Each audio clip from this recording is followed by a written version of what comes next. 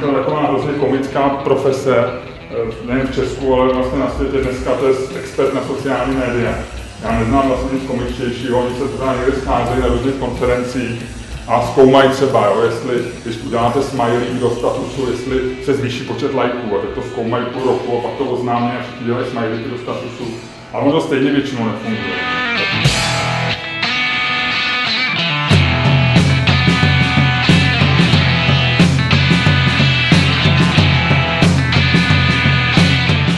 V Česku bohužel, jak to později budu za chvíličku demonstrovat některýma tweetama, je Twitter místem, kde se pořád žertuje, většina těch tweetů, těch úspěšných, jsou většinou nějaký bonmoty nebo vtipky.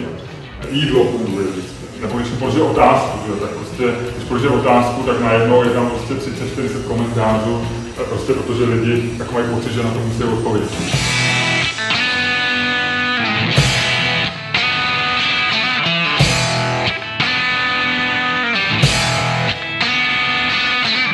Děkuju a budu ještě tady.